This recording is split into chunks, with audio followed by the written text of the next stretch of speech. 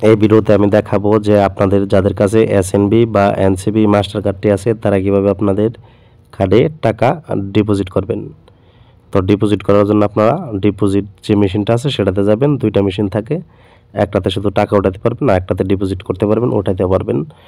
তো আমি যেটা ডিপোজিট সেটাতে আমার কার্ডটা প্রবেশ করালাম। তো প্রবেশ করানোর পরে এখানে আপনাকে আপনার কার্ডের প্রথমে পাসওয়ার্ডটি দিয়ে দিতে হবে, অর্থাৎ পিন নাম্বারটি। তো আমি এখানে আমার পিন নাম্বারটি দিয়ে দিব। তারপর প্রসেস শেয়ার এখানে একটা ক্লিক করব।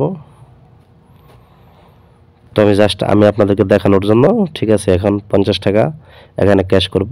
তারপর আপনারা এখানে দেখতে পাচ্ছেন ক্যাশ ডিপোজিট, এখানে একটা ক্লিক করবেন। তারপর উপরে দেখতে পাচ্ছেন cash deposit to your own account, অর্থাৎ ওনার অ্যাকাউন্ট। সবার উপর একটা, অন্যগুলোতে দিবেন না, তাহলে টাকাটা আপনার কোথায় যাবে আপনি নিজেও জানতে পারবেন না।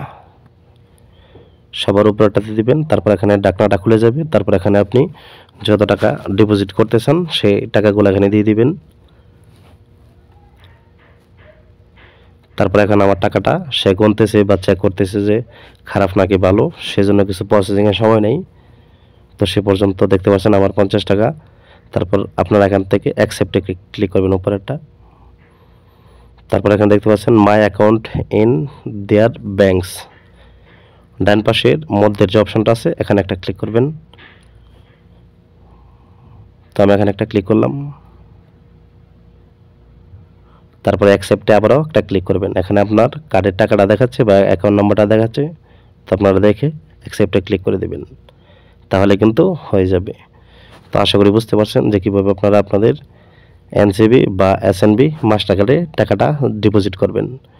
তারপরে আপনার কার্ডটি বের করার জন্য মেশিনের নিচে যে লাল বাটনটি দেখতে পারবেন, সেই লাল বাটনটিতে একটা ক্লিক করবেন, তাহলে কিন্তু আপনার কার্ডটি বের হয়ে যাবে। তো আমি লাল বাটনটিতে ক্লিক করার সাথে সাথে কিন্তু আমার কার্ডটি বের হয়ে গেছে। তো ভিডিওটি ভালো লাগলে ভিডিওতে অবশ্যই লাইক করবেন, কমেন্ট করবেন এবং চ্যানেলটি সাবস্ক্রাইব করে রাখবেন।